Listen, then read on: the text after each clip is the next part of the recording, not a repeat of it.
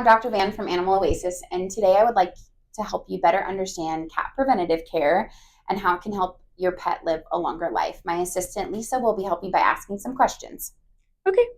Dr. Van, what is considered preventative care for my cat? So, preventative care is basically figuring out a problem before it started. So, preventative care is making sure that, they've had a nice physical exam, making sure that they're nice and healthy, basically catching a problem before it occurs. Okay.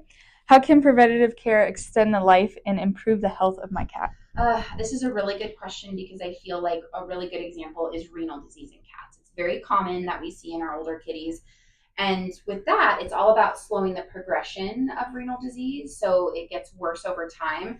So preventative management is routine blood work and things like that, because as soon as we notice a problem in the earlier stages, we can then make, lifestyle changes like diet and, possibly more frequent blood work and things like that to overall slow the progression and make them live longer.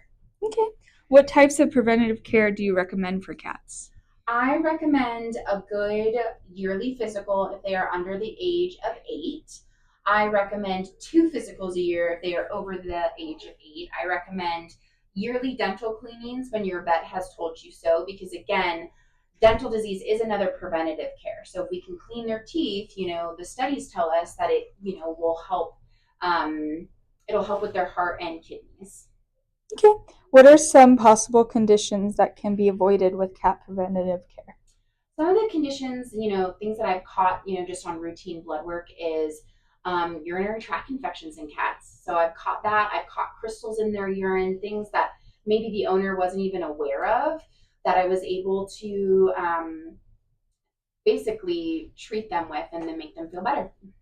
Great. Why is it important to avoid self-diagnosing my cat? I think why that's important is so that you don't feel so anxious. I think Google is great, and I love that owners want to research and be more informed. But the biggest thing is that sometimes it freaks us out, and so I would avoid self-diagnosing your cat so that you don't think, if your cat vomited up a hairball, you think it's like GI cancer, because they could be 2 different things. Okay.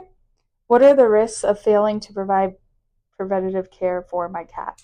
And a good example of that is dental disease. So if your cat never gets a dental and has really bad stinky breath, that is bacteria in the mouth. And so that has direct access to a bloodstream. And so it can go to their heart and their kidneys. And so if you don't, get routine dental work and things like that, they can also lose their teeth. And cats have a special disorder called resorptive lesions, where basically in their mouth, their bodies can go, I hate this tooth, and all of a sudden will start eating away at the root, and it can be very, very painful. So if your cat has ever gone like a couple days without eating, it could be because of that. Okay, great. Thank you so much. You're welcome.